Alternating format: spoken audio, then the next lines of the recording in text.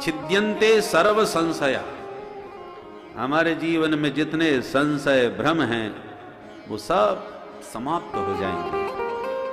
और क्षीयन्ते चास्य कर्माणि, कर्माणि में बहुवचन का प्रयोग किया है,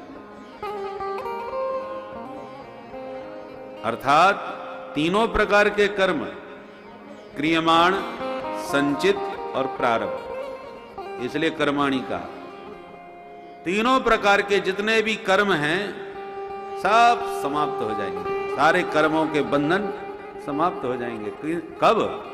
दृष्ट एवात्मनीश्वरे, उस परम तत्व को जानते ही। इसलिए उसको मानव शरीर से ही जाना जा सकता है।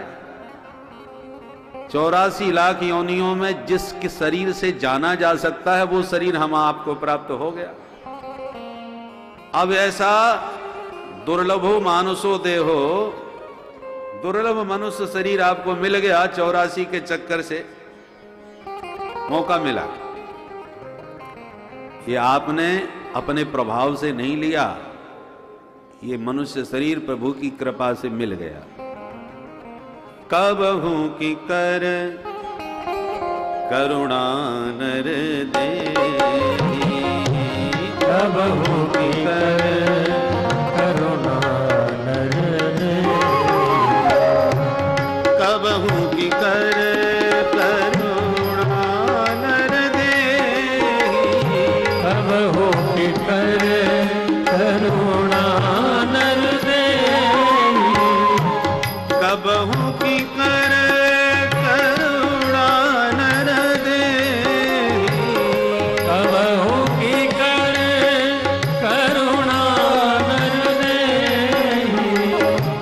देत ईस बिनु देत सने, देत ईस बिनु देत सने, बिनु हेत सने,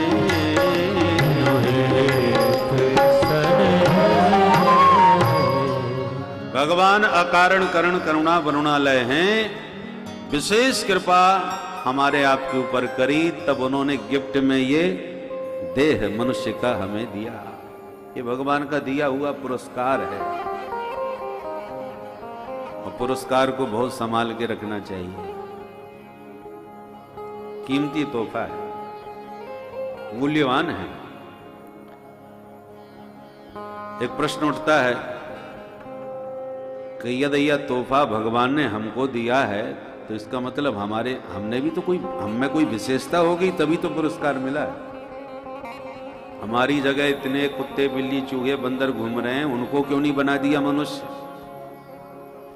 कुछ तो हमारे अंदर विशेषता होगी, इसलिए हमको ही मनुष्य बनाया, औरों को नहीं दिया।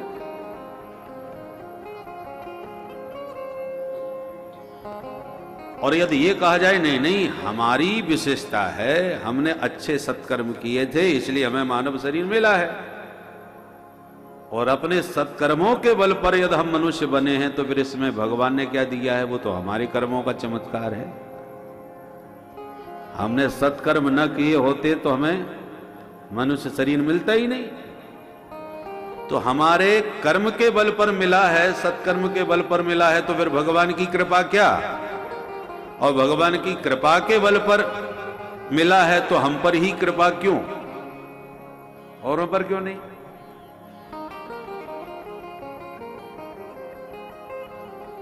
इस बात को यूं समझें,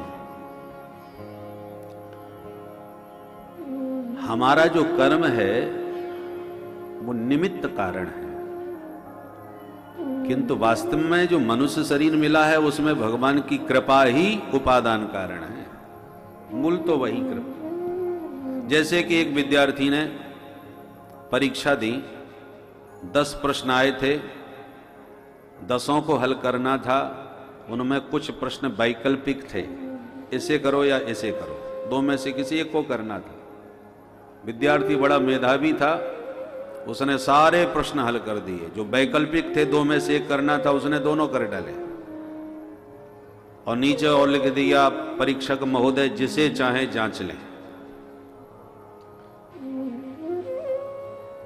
परीक्षक ने जब वो नीचे वाली पंक्ति पढ़ी कि जिसे चाहे जांच लें, तो उसको लगा कि ये बड़ा विद्यार्थी अहंकारी लगता है, हमको चुनौती दे रहा है। मेधावी तो है, मेधावी होने के साथ अहंकारी भी है। तो फिर परीक्षक ने हर प्रश्नोत्तर को बहुत अच्छी तरह से चेक किया, जांचा। तो दो में से जो एक करने थे उसने दोनों कर रखे थे, उसमें से एक में उसने गलती पकड़ ली। अब उसने तो लिखा है नीचे जिसे चाहो जांचो। यदि परीक्षक का मूड खराब है तो सही किए हुए उत्तर को तो काट देगा, उसको तो एक जांचना है। सही वाले को काट के जो गलत बात है उसे जांच करके नंबर देगा और विद्यार्थी को फेल कर देगा, गया काम से। और किंतु यदि उसके मन में करुणा आ गई कि कुछ भी हो, काम तो अच्छा किया है, तो फिर क्या करेगा? जो गलत हो गया है उसे काट देगा, जो सही किया है उसको जांच करके उसे पास भी कर देगा।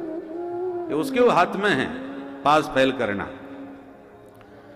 उसी प्रकार हम सब ने अपने जीवन में कर्मों की परीक्षाएं दी हैं।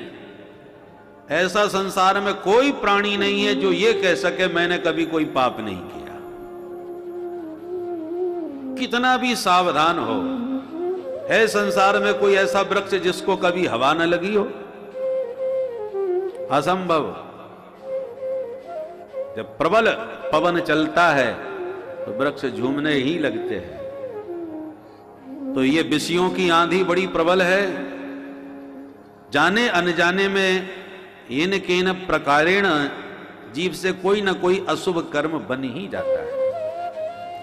यदि वो भगवान को चुनौती देने का प्रयास करे कि देख लो प्रभु, हमने ये किया वो किया, इतने यज्ञ करवाए, इतने अनुष्ठान किए, इतने पुरस्करण किए, इतने दान पुण्य किए, इतने दीन दुखियों की सेवा करी, हमारे जीवन की कॉपी जांच लो, हम बड़े धर्मात्मा पुण्यात्मा महात्मा हैं।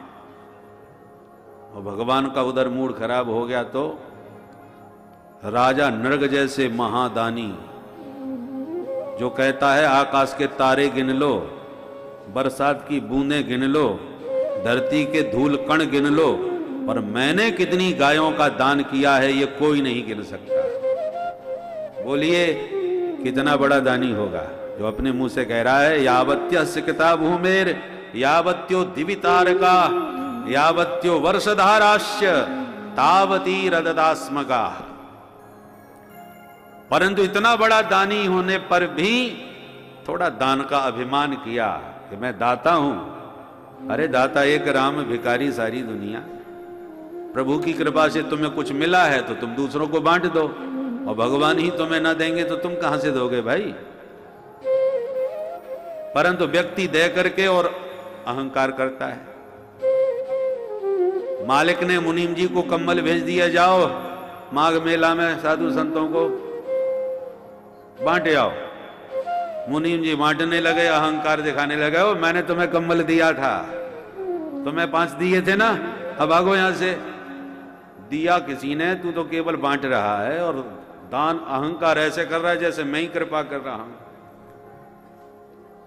तो ये मिथ्याभिमान हुआ ना, तुम अपनी तरफ से तो नहीं दे रहा। इसलिए रहीमदास जी देते समय कभी जिसको दे रहे हैं उसका मुंह तक नहीं देखते थे, नीचे को मुंह लटका के दान करते थे, जो सामने आ गया दे दिया। किसी ने पूछा ऐसी देनी देन जो कित सीखे हो से, जो जो कर ऊपर उठे त्यों तो नीचे नैन। दान का कर ऊपर उठता है और आंख नीचे झुकती है, ये देने का ढंग कहां से सीखा है? ऐसा क्यों? तो जवाब दिया देनहार कोई और है, भेजत है दिन रैन, और लोग भरम हम पर करें या तेनी चीने। देने वाला कोई है मेरे माध्यम से लोगों को दिलवा रहा है, और लोग मेरे को दानी और दाता कहते हैं, इसलिए शर्म के मारे मेरा माथा झुका रहता है, लज्जा का अनुभव होता है। यह है दान का ढंग। क्षेमम न विंदन्ति बिना यदर्पणम। जो भी कुछ विशेषता आपको प्रभु ने दी है उसे अपनी विशेषता मत बनाओ। भगवान ने दी है इस बात को कभी ना भूलो, तो अभिमान से हमेशा बचे रहोगे। और भगवान की वस्तु को जब आप अपना मान करके लोगों को देने का, समाज की सेवा का अहंकार पालोगे, तो फिर ठाकुर जी अपना अधिकार कभी कभी छीन लेते हैं। कभी कभी हम हनुमान चालीसा का पाठ करते हैं, और जो भी पाठ दैनिक रूप से करते हैं तो वो याद हो जाता है, कंठस्थ हो जाता है, तो बिना पुस्तक लिए पाठ करते रहते हैं। पर कभी कभी जो नित्यपति पाठ करते हैं वो भी बीच में भूल जाते हैं। हम नित्य मंगलाचरण करते हैं, कभी कभी मंगलाचरण तक भूल जाते हैं। ऐसा क्यों होता है? रोज कर रहे हैं, आज क्यों भूल गए? ठाकुर जी बीच बीच में इशारा करते हैं कि देखो करंट हमारे यहां से चल रहा है, बल्ब में प्रकाश हो रहा है, पर प्रकाश देने वाला बल्ब यदि ये अहंकार के मेरी बदौलत ही अंधकार भाग रहा है, मेरी वजह से तो मेरे प्रकाश की छत्र छाया में बैठे हो, और उसी समय लाइट चली गई। बल्ब से कहा अब क्या हो गया? बोले क्या करे, ठाकुर जी ने हमको अपनी औकात बता दी कि तुम ये इतने जो तने बैठे हो, प्रकाशक बने बैठे हो, सबके प्रकाशक हम हैं। हमारे प्रभाव से तुम प्रकाशवान हो रहे हो। सूर्यस्तपति मद भयात। यह सूर्य में जो प्रकाश है वो प्रभु का है, चंद्रमा में जो शीतलता है वो प्रभु की है। आप यदि विद्वान हैं तो वह विद्या और वह शक्ति, वह मेधा परमात्मा ने तुम्हें दी है। अब परमात्मा की दी हुई मेधा को आप अपनी मान करके मैं विद्वान, मैं धनवान, मैं पहलवान, मैं बलवान जब करने लगते हो तो भगवान 1 मिनट में अपना प्रभाव खींच लेते हैं, और फिर देर नहीं लगती। मसकहीं करें बिरंचे प्रभु अजय मसकते ही। 1 मिनट में बड़े बड़े करोड़पति रोड़पति बन जाते हैं। इसलिए मानव शरीर जो मिला है वो आपकी विशेषता नहीं है, भगवान ने कृपा करुणा करके आपको अवसर दिया है प्रभु की कृपा से, तो उस अवसर का लाभ उठाना चाहिए। विनय पत्रिका में गोस्वामी जी कहते हैं, प्रभु तुम बहुत अनुग्रह कृपा, प्रभु तुम बहुत अनुग्रह किया। क्या अनुग्रह किया? साधन धाम विबुध दुर्लभ तन। सारे साधन इस मनुष्य शरीर से ही तो होते हैं। शरीर माध्यम खलु धर्म साधनम। सारे सत्कर्म साधन धाम विबुध दुर्लभ तन, मोहि कृपा कर दीन्हो, हरि तुम बहुत अनुग्रह कीन्हो। विबुध, विबुध माने देवता, विबुध दुर्लभ तनु, जो देवताओं के लिए भी दुर्लभ है, वह मानव शरीर आपने मुझे कृपा पूर्वक दिया। तो हम अपने बल पर, अपने सत्कर्म के बल पर मनुष्य नहीं बने, अपितु कबहु की कर करुणा नर देहि देत ईश। ईश्वर ने अपनी कृपा करुणा के बल पर आपको यह गिफ्ट दिया है। और तुमने यदि ज्यादा अहंकार किया तो भगवान क्या करते हैं? शुक्ल पक्ष की जगह कृष्ण पक्ष खोलना चालू कर देते हैं। अच्छे काम किए हैं, यज्ञ किए हैं, अनुष्ठान किए हैं, वो तो ठीक है, बाद में देखते हैं, पर जो गड़बड़ किया है पहले वो देखो। और नेक राजा नरक दानी होने के साथ थोड़ी तो गलती करी, ब्राह्मण की गाय को अपनी मान के दूसरे ब्राह्मण को दे दी, भूल हो जाती है। राजा से भी वही छोटी सी भूल हो गई। और परिणाम क्या हुआ? गिरगिट की योनि में गिरना पड़ा। कितना बड़ा दंड मिला बोलो। तो कृपा नहीं थी तो इतना बड़ा दंड मिला ऐसे बड़े दानी को। और कृपा करनी होती है तब ले भे गतिम धातृचिताम।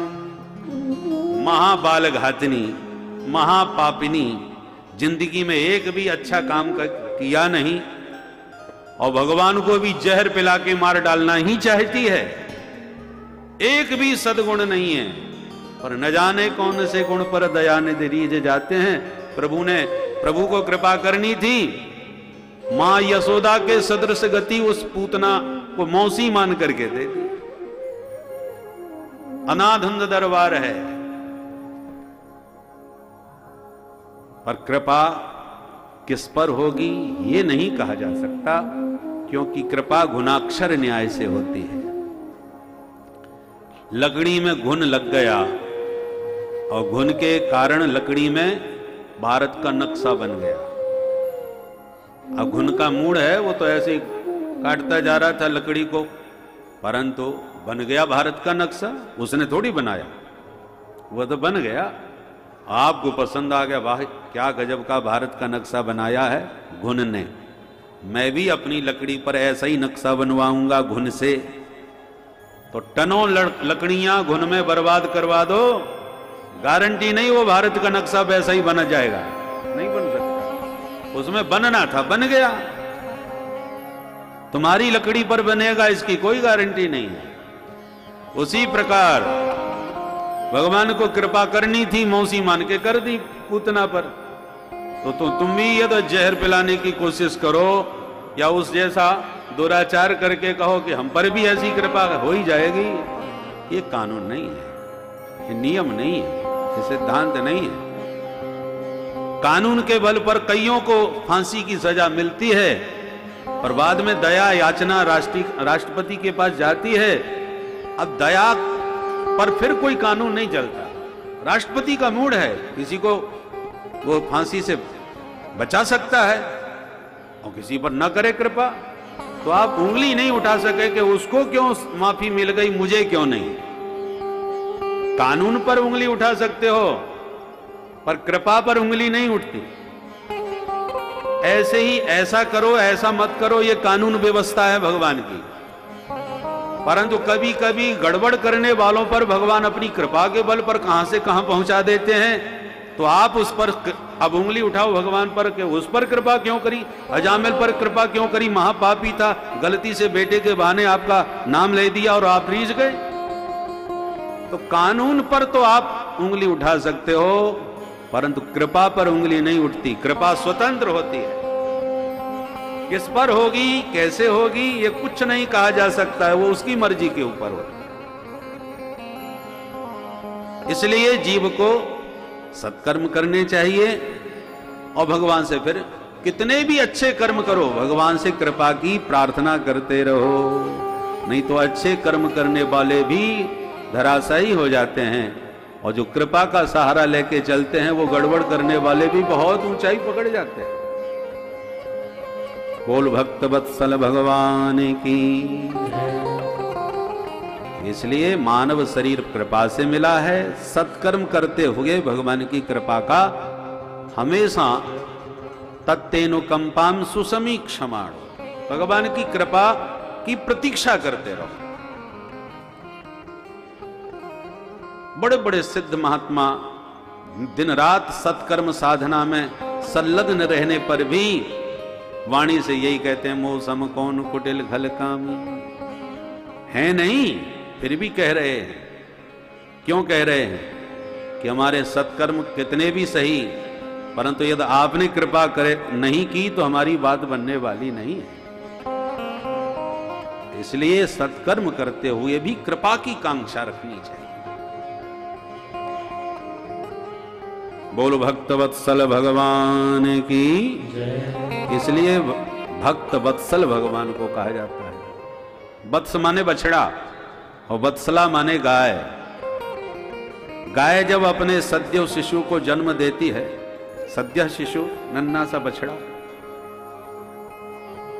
तो पूरा शरीर उसका शरीर मल से लिपटा रहता है, वो ठीक से खड़ा भी नहीं हो पाता, चल नहीं सकता, मलाच्छन्न रहता है।